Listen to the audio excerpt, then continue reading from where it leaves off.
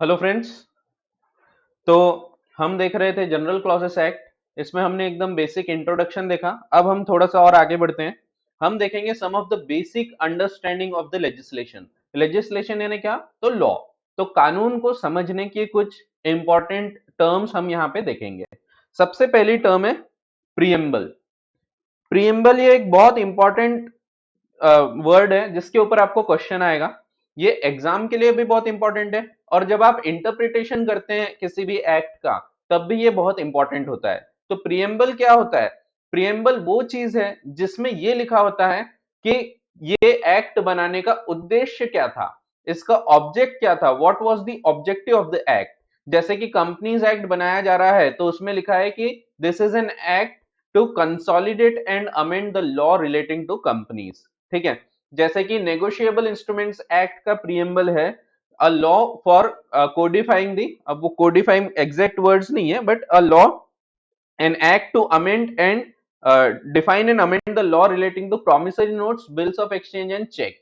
यानी यहां से आपको क्या समझता है? यहां से ये समझता है कि ये सिर्फ ये तीन चीजों को ही लगेगा नेगोशिएबल इंस्ट्रूमेंट एक्ट। ये बाकी के और कोई प्रकार के नेगोशिएबल इंस्ट्रूमेंट होंगे तो उनको नहीं लगेगा। जैसे कि आपके नेगोशिएबल इंस्ट्रूमेंट में हम यहाँ तीन चीज बोलते हैं, बट और भी ऐसी चीजें होती है जो कि नेगोशिएबल होती है by mere delivery. For example एक शेयर वारंट। शेयर वारंट अगर आपने किसी और व्यक्ति को सौंप दिया तो ऐसे केस में वो ओनर बन जाता है। या document of title to goods, तो ये सब चीज भी ट्रांसफर कर देने से ओनरशिप ट्रांसफर हो जाती है। बट इनको हम नेगोशिएबल इंस्ट्रूमेंट्स एक्ट में नहीं पढ़ते। क्यों नहीं पढ़ते? क्योंकि इसका प्रियम्बल बोलता है कि ये कानून किसके लिए है। तो ये बनाया गया है for cheques, bills of exchange and promissory notes. ठीक है। तो ऐसा है। तो प्रियम्बल का मकसद क्या है? प्रियम्बल का मकसद है ऑब्जेक्ट ऑफ द लेजिस्लेशन जानना।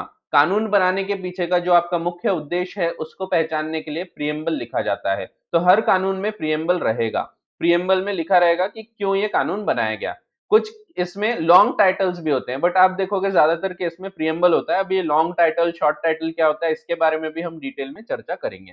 ठीक है। तो प्रियम्बल क्या है? प्रियम्बल वो चीज है जिससे आपको ऑब्जेक्ट समझ में आता है, ऑब्जेक्टिव समझ में आता है, उद्देश्य समझ में आता है। लॉ मेकर के मन में क्या था जब उसने कानून बनाया वो समझ में आता है। तो ये आप यूज कर सकते हैं कब? जब आपको कानून का इंटरप्रिटेशन करना है। तो कानून के इंटरप्रेट करने के टाइम अगर कोई एम्बिग्यूटीज आती है, एम्बिग्यूटी का क्या मतलब है? एम्बिग्यूटी का मतलब है एक जगह कुछ और लिखा है, दूसरी जगह कुछ और लिखा है। तो एक जगह लिखा है कि आपने खाना खाना चाहिए, एक जगह लिखा है आपने खाना नहीं खाना चाहिए। तो ऐसा एम्बिग्यूटी, इसको हम बोलते हैं एम्बिग्यूटी। एक जगह कुछ लिख रहे हैं, एक जगह कुछ और लिख रहे हैं। अब अगर कंफ्यूजन क्रिएट हो रहा है, एम्बिग्यूटीज क्रिएट हो रही है, यहां कुछ और वहां कुछ और, तो ऐसे केसेस में क्या किया जाएगा? ऐसे केसेस में प्रियम्बल पढ़ा जाएगा। प्रियम्बल में फिर क्या लिखा है, ऑब्जेक्ट क्या था, खाना खाने के लिए बनाया गया है या नहीं खाने के लिए बनाया गया है, तो वो इंपॉर्टेंट रहेगा। फिर प्रियम्बल देखा जाएगा और उसके हिसाब से फिर आप एक्ट को इंटरप्रेट करेंगे। तो preamble is important in interpreting the statute. ध्यान रखो मैं क्या बोल रहा हूं, एक एक वर्ड इंपॉर्टेंट है इस चैप्टर में और इसके बाद वाले चैप्टर में। मैं जो जो बोल रहा हूं हर चीज के एक एक वर्ड पे आपको ध्यान रखना है। ठीक है। तो प्रियम्बल क्यों बनाया गया है? इससे आपको intention of the law maker पता लगता है। मींस जो कानून बनाने वाला है उसके मन में क्या था, उसने ये कानून क्यों बनाया है, ये उसमें समझ में आता है। अब खास बात यह है, अगर कानून में कुछ लिखा है, clear wordings of the act है, जैसे आपको खाना नहीं खाना है, तो ऐसा अगर उसमें स्पेसिफिकली लिखा है तो ऐसे केस में आप प्रियम्बल नहीं देखोगे। फिर भले ही कानून का प्रियम्बल कुछ भी बोले, आप प्रियम्बल नहीं देखोगे when there is a plain text. Plain text का मतलब है जब एक ही लाइन में क्लियर क्लियर वर्ड्स लिखे हैं, कानून में एक्ट में लिखे हैं कि ये चीज आपको पालन करना है तो आपको करना ही चाहिए। भले ही प्रियम्बल उसके विपरीत जाता होगा तो भी कोई फर्क नहीं पड़ता, ध्यान रखो। ठीक है। तो प्रियम्बल आपको तब यूज करना है, सिर्फ तब यूज करना है जब there is any ambiguity. Means अगर एक जगह कुछ और बोल रहा है, दूसरी जगह कुछ और बोल रहा है, तभी आप प्रियम्बल को यूज करोगे। अगर एम्बिग्यूटी नहीं है, there is a clear text, clear clear लिखा हुआ है, फिर भले ही वो आपके प्रियम्बल से विपरीत जाएगा तो भी कोई फर्क नहीं पड़ता, आप प्लेन टेक्स्ट को मानोगे, आप प्रियम्बल को वहां पे नहीं मानोगे। ठीक है। तो प्रियम्बल को आपको ध्यान में तो रखना है, लेकिन कब?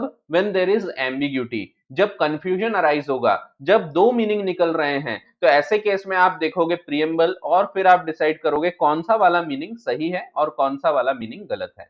ठीक है, तो ऐसा है।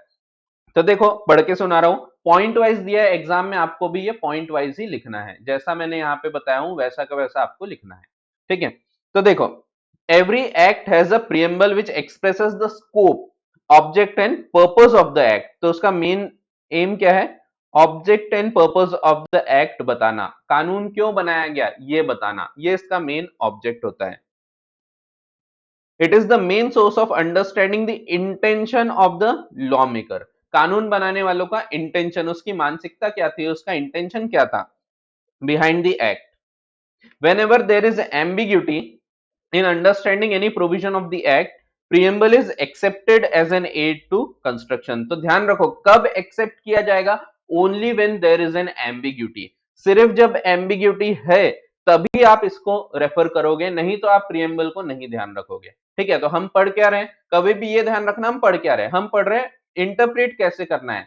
प्रियम्बल अगर है तो क्या उसको आप यूज कर सकते हैं? पहले तो आपको बताया प्रियम्बल क्या है। प्रियम्बल वो है जिससे आपको ऑब्जेक्ट पता लगता है, उद्देश्य पता लगता है, कानून बनाने का मेन मकसद क्या था ये पता लगता है। फिर क्या इसको आप यूज करोगे, क्या प्रियम्बल पढ़ के आप मीनिंग निकालोगे एक्ट का? तो जनरल रूल है, आंसर है नहीं। अगर प्लेन टेक्स्ट है तो आप प्रियम्बल यूज नहीं करोगे। But if there is not a plain text, यानी अगर टेक्स्ट ऐसी है, वर्ड्स ऐसे हैं एक्ट के जो कि विपरीत जाते हैं, एक जगह कुछ और बोलते हैं दूसरी जगह कुछ और बोलते हैं, तो ऐसे केसेस में फिर आप प्रियम्बल यूज करोगे। ठीक है, तो ऐसा है।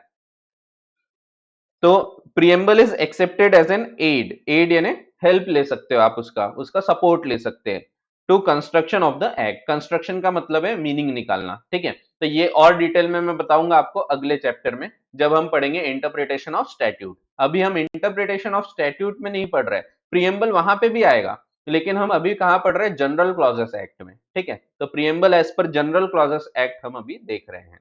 ठीक है, फिर The preamble of a statute is a part of the enactment. It is a part of an enactment. ये वर्ड भी आपको लिखना पड़ेगा।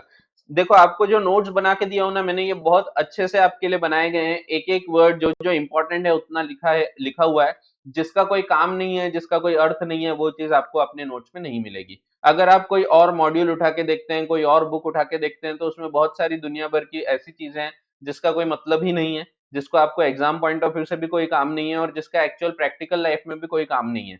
और इवन अपने बुक में आपको कुछ एडिशनल चीज भी मैंने डाला हूं, वो मैंने आपको बताया था, वो भी आपको ध्यान रखना है, वो आपको दूसरे बुक्स में नहीं मिलेगी। तो अपनी बुक में जितना काम की चीज है वो पूरी मिलेगी, और आपको जो नहीं भी थी, जो इंस्टीट्यूट के बुक में नहीं है, मॉड्यूल में नहीं है, या किसी और के बुक में नहीं है, वो चीज भी आपको यहाँ मिलेगी। ठीक है, और ऐसी चीज जिसका कोई अर्थ नहीं था, फालतू की चीज थी जिसका कोई काम नहीं है, तो वो अपने बुक में नहीं मिलेगा। ठीक है, तो कुछ कुछ ऐसी चीजें हैं जिसका कोई मतलब नहीं है, जो कुछ बुक्स में आपको मिलेगा, लेकिन अपने बुक में वो नहीं मिलेगा। ठीक है, तो वही चीज रिपीट कर करके बताने में कोई अर्थ नहीं होता, तो कई बुक में रिपीटेशंस आपको देखने को मिलेंगे। ठीक है, क्योंकि लोग क्या करते हैं, लोग कॉपी कर लेते हैं। अपनी बुक जो है उसमें आपको कॉपी किया हुआ नहीं दिखेगा, आपको जितना काम का है उतनी चीजें दिखेगी।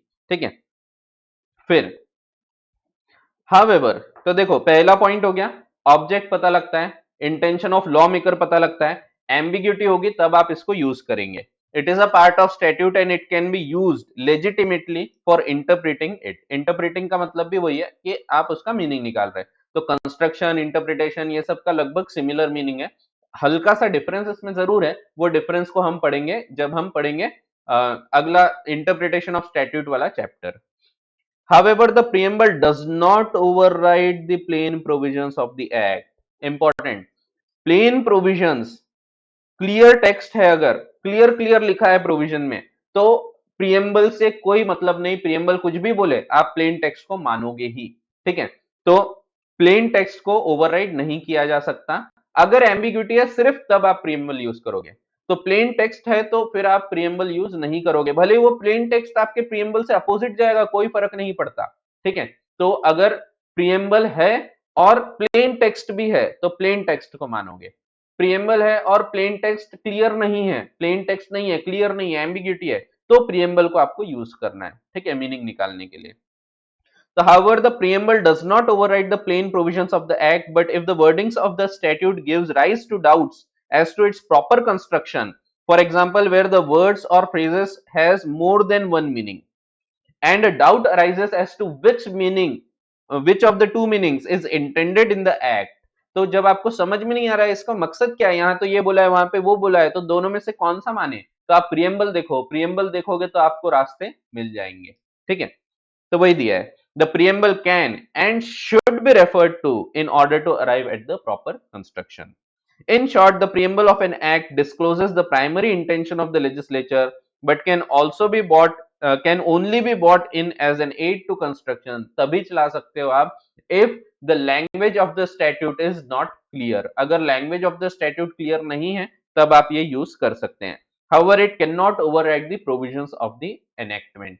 तो एक्ट में कुछ लिखा है, एनेक्टमेंट यानी एक्ट, ठीक है, तो एक्ट में कुछ लिखा है, लॉ में कुछ लिखा है, रूल में कुछ लिखा है, तो ऐसे केस में उसको ही आपको मानना है। अगर एम्बिग्यूटी आती है तब आप प्रियम्बल को यूज करोगे। ठीक है, फिर एग्जांपल दिया है, preamble of a negotiable instruments act, ये क्या बोलता है, an act to define and amend the law relating to promissory notes, bills of exchange and cheque. Preamble of companies act 2013 बोलता है an act to consolidate and amend the law relating to companies. ठीक है,